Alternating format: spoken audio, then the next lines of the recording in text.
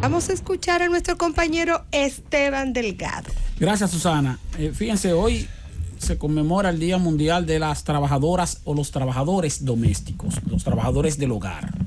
Ayer, precisamente, el Ministerio de Trabajo emitió una nota de prensa donde anuncia que va a emitir un borrador de reglamento para regular la contratación de trabajadoras domésticos. Entonces dice que va a dar un plazo de 25 días de consulta para que la gente consulte. Pero como ustedes saben que este gobierno vive anunciando cosas sin tener la realización en la mano, pues entonces yo me apresuré hoy a llamar al ministerio. Primero entré al portal para ver si ya estaba el reglamento, el proyecto de borrador de reglamento no está disponible. Entonces llamé allá y me dijeron, no, lo que pasa es que se emitió la nota, pero eso todavía no está hecho, no se sabe cuándo se va a subir ni nada. Cuando lo hagan, después que lo hagan, lo van a subir y anunciaremos cuando lo vayamos a subir. Lo que hicimos ahora fue el anuncio de que eso viene, porque son anuncios y anuncios. Pero bueno, ese es otro tema. El asunto es que hoy también la Asociación de Amas de Casa hace referencia a que eso puede ser un arma de doble filo. También habló sobre eso Alexis Victoria Yep, que le da mucho seguimiento al término laboral, al tema laboral, el senador, haciendo referencia también al hecho de que eso está reglamentado en este Código de Trabajo, eso está establecido. Pero el Ministerio de Trabajo quiere emitir un reglamento. Entonces, miren, la realidad es que cuando la Asociación de Amas de Casa, el Comité de Amas de Casa dice que puede ser un arma de doble filo, es porque ciertamente esa situación, en vez de beneficiar a las trabajadoras domésticas, tal vez la pudiera perjudicar. Toda vez que, de todas maneras, lo que está mencionando el Ministerio de Trabajo en la nota de prensa, que estaría estableciendo para entre comillas, beneficiar a las trabajadoras domésticas, ya está establecido en el Código de Trabajo. A diferencia de dos aspectos que menciona, que son dos aspectos que no pueden aplicarse porque la ley no se lo permite y no lo puede hacer por reglamento, que es el asunto de imponer las 48 horas de límite de cantidad de horas semanales de trabajo, porque eso va a depender de la relación entre empleador y empleado, en el caso de los domésticos. Y tampoco puede establecer por obligatoriedad el preaviso en caso de prescindir de los servicios de un empleado doméstico, porque no lo establece la ley.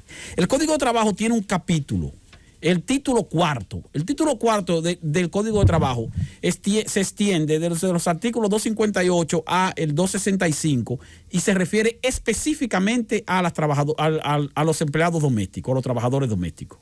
O sea que eso no está en el aire en el Código de Trabajo. El artículo 258 dice que los trabajadores domésticos, lo define, son los que se dedican de modo exclusivo y en forma habitual, continua, a labores que tienen que ver con el aseo, asistencia y demás actividades en el hogar o en otro sitio de residencia o habitación particular que no aporte lucro o negocio, o que no implique lucro o negocio para el empleador. O sea que siempre que se trate de una persona que va a realizar labores de limpieza para alguien en un sitio que no genera recursos, es decir, un hogar, una habitación, una casa, un apartamento, si se demuestra que no aporta lucro, el local donde está haciendo el trabajo no aporta lucro para el empleador, entonces se considera trabajador doméstico. Por eso el mismo artículo también dice que no son domésticos los trabajadores de servicio en consorcios que son de propietarios de condominios. O sea, en los condominios usted tiene un empleado doméstico que limpia las escaleras y limpia... Ese no es trabajador doméstico. Ese tiene todos sus derechos normales como si fuera un empleado particular. ¿Por qué tiene sus derechos normales? Porque ese sí está ofreciendo servicio en un establecimiento que sí genera o puede generar recursos para los dueños en sí mismos. ¿Por qué? Porque el condominio cobra una cuota. Y como cobra una cuota, genera dinero. Y como genera dinero, entonces tiene que tener empleado y pagarle a sus derechos a sus empleados. Ahora, si el empleador es una persona que te contrató en una casa de familia, entonces esa casa de familia no genera recursos, el oficio que tú haces no genera recursos para ese empleador, entonces ese empleador te trata como un empleado doméstico, que tiene entonces derechos aparte. Pero luego el mismo capítulo dice: el contrato de trabajo de los domésticos se rige exclusivamente por las disposiciones de este título, del título cuarto al que estoy haciendo referencia. O sea que no puede el Ministerio de Trabajo emitir un reglamento y querer cambiar lo que establece exclusivamente este título, que es el título cuarto, donde están los artículos del 258 al 265. Luego hay otro artículo interesante que dice 261. el trabajo de los domésticos no se sujeta a ningún horario, pero estos deben gozar entre jornadas de un reposo de no menos de 9 horas. Entonces, cuando el ministro de Trabajo dice en su nota de prensa, no, que se va a establecer un reposo entre jornadas de 9 horas, eso está establecido en la ley, eso no hay que reglamentarlo. Aquí lo dice. Ahora, dice que el horario no se sujeta a ningún horario. ¿Por qué? Porque eso tiene que ser de común acuerdo entre el empleador y el empleado, en este caso el trabajador doméstico. ¿Por qué? Porque hay trabajadores domésticos que trabajan con dormida. Y como trabajan con dormida, tú no tienes forma de contar la cantidad de horas laborales en ese hogar o la cantidad de horas que está en el hogar y no necesariamente está trabajando.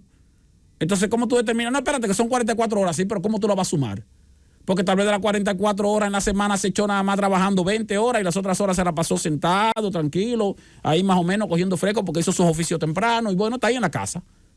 Entonces no puede reglamentarse eso de que estableciendo una cantidad de horas específicas porque lo pudiera perjudicar al empleado en vez de beneficiarlo. Salvo convenio, artículo 260, salvo convenio en contrato, la retribución de las domésticas comprende, además de los pagos en dinero, alojamiento y alimentación básica. El alojamiento y la alimentación básica se considerarán como el equivalente al 50% del pago que recibe ese empleado en efectivo o en dinero. O sea, dice salvo convenio en contrato. ¿Por qué dice salvo convenio en contrato? Porque entonces no se puede establecer, como dice el ministro de Trabajo, que va a tener un sueldo mínimo rígido, como reciben los sueldos mínimos de los trabajadores domésticos que sí trabajan en instituciones que sí reciben remuneración, como lo establece el Comité Nacional de Salario. O sea que cuando el ministro de Trabajo dice, no, el salario mínimo tiene que ser el mismo salario mínimo que se establece a los trabajadores domésticos de empresas. Pero venga acá, ¿cómo así? ¿Cómo así? Si una persona tiene una casa, vive en una habitación, o un hombre vive solo, por ejemplo, en un apartamento chiquito, y tiene una empleada doméstica, tiene que pagarle sueldo mínimo y tal vez a esa persona los oficios que hace son mínimos. Esto tiene que ser mediante un convenio entre las partes, no puede ser bajo ninguna circunstancia un salario mínimo establecido como se le paga el salario mínimo a los trabajadores domésticos de empresas o instituciones que sí reciben remuneración, que sí se benefician del local donde la institución va, donde el trabajador doméstico va a prestar el servicio, que no va a prestar el servicio en un hogar, en una casa o en una habitación donde vive alguien. Entonces eso está previamente establecido.